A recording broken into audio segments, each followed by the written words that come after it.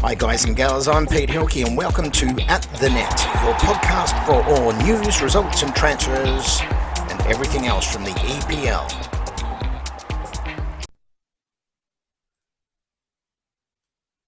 Well, g'day guys, I'm Pete Hilcke and welcome to At The Net. Yep, that's correct, At The Net with Pete Hilcke. Matchday 2, what an absolute cracker it's been. But let's just have a look because Matchday 2, the weekend, up until Tuesday morning, brought all sorts right across the board. It was licorice all sorts, actually. VAR went ballistic. That had a massive role in all the games this weekend. There were penalties galore. I mean, the amount of penalties, I reckon there was about 6 or 7 of them. There was 4 red cards, a couple of handballs. Not to mention, some of the plays that were this weekend were absolutely beautiful to watch. Some others, though, well, all I can say, if you actually heard my rant, a good friend of mine, Matthew, who's got Breath of a Fresh Footy, if you actually connect with him on Facebook, subscribe to him, you'll hear my rant as well on a certain Manchester United. But anyway, let's go and have a look at this weekend. One vital statistic from this weekend, guys, is this. They broke the record for the most goals in one weekend. Previously, it was held in 2011 over a weekend where 43 goals were scored. Well, guess what? They broke it this weekend where there was 44 goals scored right across the 10 matches.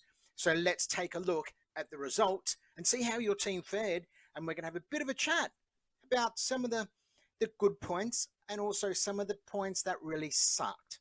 Okay, so first off, now I actually got up on Saturday. I decided, now that's in Australia, that is. First game off the chop, Everton, West Brom. It was a fantastic game. It was a game that flowed. It was good, quick football.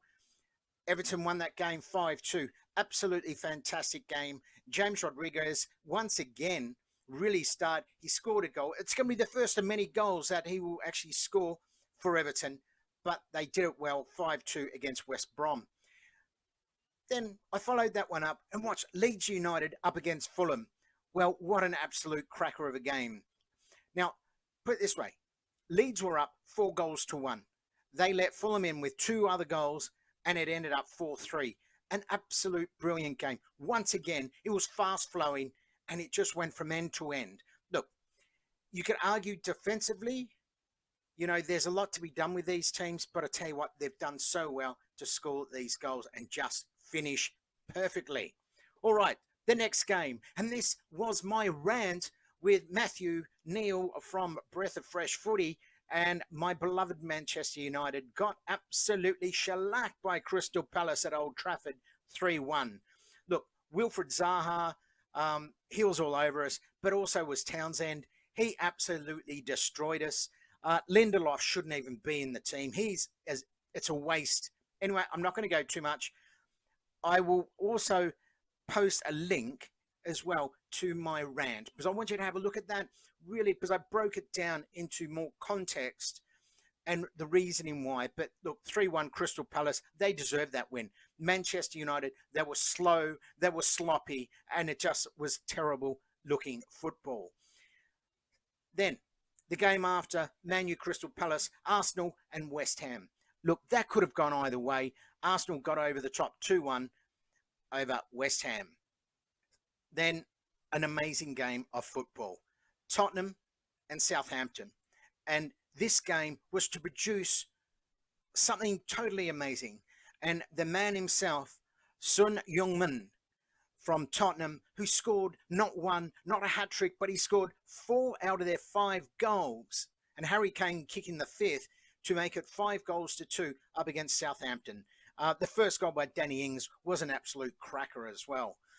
Right, let's move on. Brighton. Well, they beat Newcastle 3-0. That was a brilliant game. Brighton actually played quite well. It, once again, was a nice, free-flowing game of football. That's what you want to see. Well, the match of the round for me was Liverpool and Chelsea. Now, I did predict that Chelsea would do Liverpool. Well, guess what? Surprise, surprise. It wasn't close to that. But let's just have a look. Liverpool 2, Chelsea 0. the player of the game for me was Mane from Liverpool. Absolutely sensational, and he did it so well. Mane is a great player. Now, he's actually on par with Cristiano Ronaldo in the Premier League for the amount of matches and the amount of goals that he has actually kicked. Quite amazing. Right, the next game saw Leicester up against Burnley. Well, Leicester, they really brought their A game. They knocked off Burnley 4-2. Aston Villa, Sheffield United, Aston Villa, they came out in front. Once again, it was one of those games. Could have gone either way. A lot of posts were hit this weekend. Amazing. 1-0 to Aston Villa over Sheffield United. Then to finish off match day 2 came Manchester City playing their first game up against Wolves. Well, no surprise to me there. Manchester City 3, Wolves 1. So when we put all that together, it was an absolutely fascinating, huge weekend of football. As I said, VAR really played a massive role in the way everything unfolded this weekend. Unfortunately, David De Gea, in one of the goals, it was a penalty to Crystal Palace, right? And that was through Lindelof. The ball hit him on the arm. And then De Gea actually, he saved the penalty. But the thing is, he came off the line too quickly, and they had the penalty again. So, look, that's the way it goes, guys. All right, let's get down. There were so many amazing goals over the weekend. And before I get to the table, my goals of match day 2. So don't forget, I picked the top 3. I break them down, have a look, and I look 2 or 3 times just to make sure that, well, hey, look, it's my opinion. You can actually comment below and let me know, what is your goal of match day 2? Is there a player that really stood out to you? All right, first up first.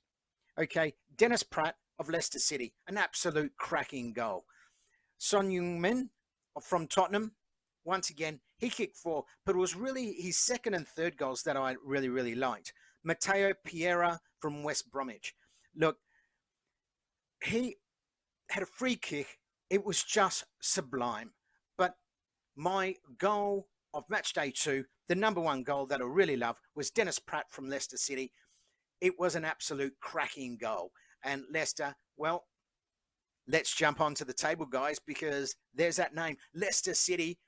Now, after 2 games, I'm going to start bringing the table to you now. So Leicester City sit on top on 2 points, and that's from goal difference. You got Everton, Arsenal, Liverpool, Crystal Palace, who have also got 2 out of 2. Now, don't forget, Manchester City, they've only played 1. They could also join them up the top as well. But really, at the moment, Liverpool, they were very clinical, how they disposed of Chelsea. Mane was just absolutely fantastic. De Bruyne for Manchester City, how they really disposed of Wolves. They really blew them away this morning. I expect a lot more from that from Manchester City. They've done well during the transfer window to actually come through. The same with Liverpool. In fact, everyone's done well, except for Manchester United. Look, I will say this. If Manchester United can't pick things up, all I will say on that is they will only finish round about mid-table. You know, and that's one of the things you look at. It's football. It is football, but they played slow. If I put Manchester United up against any of the other teams that played over the weekend, I reckon Man U would have got absolutely trounced. Remember, Crystal Palace, that was 3-1. I mean, if they had played Liverpool, it would have probably been about 5 or 6-0. That's how poorly they played. But let's talk about what is coming up next weekend. Well, first off, 9:30 on Optus Sports is the one and only Brighton v Man United, and that's 9:30 on Saturday night. That is going to be an absolutely fantastic game. Now, this is a must-win game for Manchester United, playing at Brighton. But the way Brighton are playing, I tell you what, I don't know where to go. I don't know who to pick from this one. After looking at where Manchester United are at, Ole Gunnar Solskjaer coming out and saying that their players, they haven't rested enough. Look, who knows? But anyway, all I'm going to say to that, guys, is I'm actually going to say this one will probably end up a 1-1 draw. It's either going to end up 1-1 draw, or I will say Brighton will win this one 2-1. Crystal Palace Everton. Look, that's going to be an absolute cracking game. I'm going to actually put Everton down for this one 2-0. Chelsea, West Brom. I expect Chelsea to bounce back after the loss for Liverpool. Timo Werner, he's playing a fantastic game. Look, everyone else, they need to bond together, come together. They will. How many games is that going to take? I don't know. So, but I'm predicting Chelsea to get over West Brom 3-1. Southampton, Burnley. Look, I'm expecting this will be a really tight game. I'm expecting 2-2, Burnley and Southampton. Leeds, Sheffield United. I'm expecting Leeds to actually get up and win this one 4-2. Tottenham v Newcastle. Look, Tottenham v Newcastle. You know, if Son Heung-min plays as well as he did and Harry Kane gets on the board with a couple more goals, I'm expecting Tottenham probably to win this game over Newcastle. I'm going to go 4-0. Manchester City up against Leicester City. I reckon it'll be 3-2. It's going to go the way of Manchester City there. West Ham, Wolves. Wolves will win this one 2-0 over West Ham. Fulham, Aston Villa. This game here, it can go either way. Look, I'm afraid to say I don't have a lot of hope for Fulham this year. I think this will probably end up a draw, either 1-1, but I'm expecting Aston Villa probably win it 1-0. The game of the round for me really is Liverpool and Arsenal. This is going to be an absolute cracker. Look, Arsenal, defensively, they need to strengthen their defense up a little bit. But look, Gabriel, he's done really well at the back for them. Up against Liverpool, I'm expecting Liverpool to win this one. And I'm going to go 3-1 on this one for Liverpool. All right, guys, so there it is. They're my tips for match day 3. It's only getting exciting. Manchester United, they are playing Luton Town, so hopefully they can, in the Carabao Cup, hopefully they can bounce back and actually show a bit of guts. Who knows? Anyway, this is the way that football runs. Sometimes you look at it and just say, "C'est la vie." Let's move on to next week. Hey, if you've got any comments, if there's anything that you want to know, anything at all, throw some comments below. Follow me, Pete Hilcke, at the net on Facebook. So it's at the net podcast on Facebook with Pete Hilcke. And also Matthew Neal, A Breath of Fresh Footy on Facebook as well. It's every Monday we get together, Man U, Arsenal, it's called The Rivals, and we really bring out and we bring in the stats for the weekend's game, obviously for Man U and for Arsenal respective. All right, guys, until next week, I'm Pete Hilcke. Have a wonderful week. And, well, hey, normally I'd say glory, glory, glory, Man United. But this week I'm going to say God help Man United because they want to pick up and get some speed happening there because they are going to get slaughtered. All right, guys, have a beautiful week.